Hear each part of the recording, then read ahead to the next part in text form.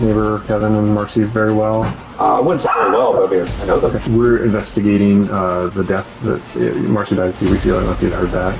Any concerns you have about their relationship or anything going on there that we should know about? Nothing like that I could think of. They always seem really happy. At 4:27 a.m. on January 8, 2024, Kevin West called 911 from his home in Washougal, Washington.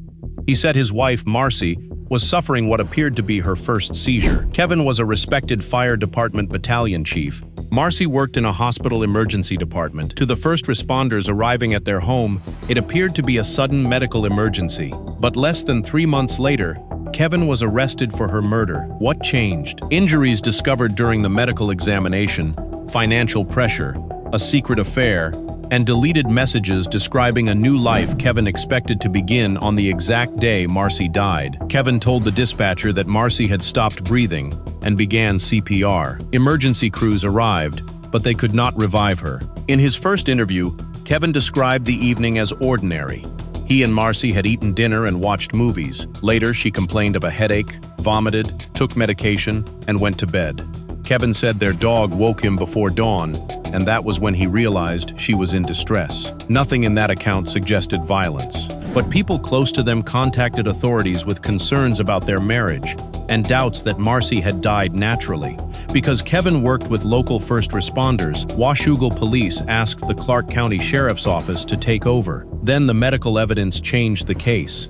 The first examination did not immediately establish how Marcy died. A closer evaluation allowed the medical examiner to identify injuries around her head and neck. On March 20th, her cause of death was determined to be asphyxia, caused by blunt trauma to the neck. The manner of death was ruled a homicide. That finding contradicted Kevin's seizure account, but it did not identify who caused the injuries. Detectives now had to determine what happened inside the house and whether anyone had a motive. Friends and co-workers told investigators about financial strain, divorce discussions, and growing tension. Detectives also discovered that Kevin was having an affair with Cynthia Ward, a former fire service colleague. Kevin admitted the relationship but insisted it had nothing to do with Marcy's death. An affair could explain why he wanted to leave, but it could not prove murder. Investigators needed to know whether his plans with Cynthia were only fantasy or already in motion. The answer appeared in deleted messages. 5 days earlier, Kevin wrote that he planned to move out on Monday, January 8, the exact date of her death.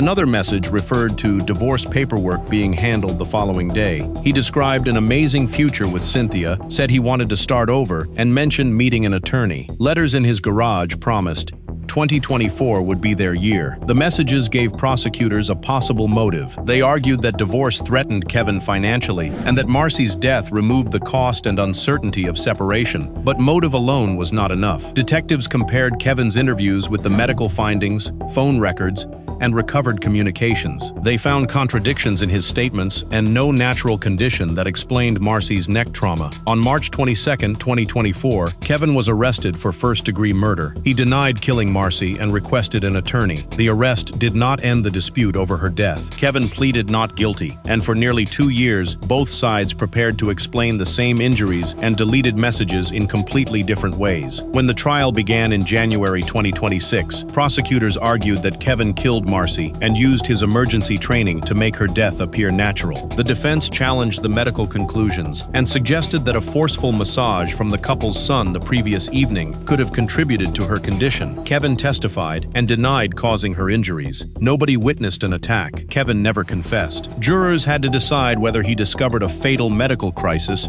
or created one and disguised it as a seizure. Prosecutors emphasized the neck trauma, the affair, financial pressure, Kevin's plans to leave, and the deleted messages tied to the day Marcy died. The defense maintained that the affair explained his dishonesty, but did not prove murder. After just over 2 hours of deliberation, the jury found Kevin guilty of first-degree and second-degree murder. The verdict established responsibility, but sentencing exposed a painful division inside Marcy's family. The couple's son asked the judge for mercy and described Kevin as a loving father. Their daughter accused him of taking their mother and then using his children to protect himself. Kevin apologized for the affair, but continued denying that he killed Marcy. On February 27, 2026, the judge sentenced Kevin West to 300 months, 25 years, in prison. Kevin spent his career responding to emergencies and helping people survive them. On the morning Marcy died, he presented himself as the trained husband trying to save her.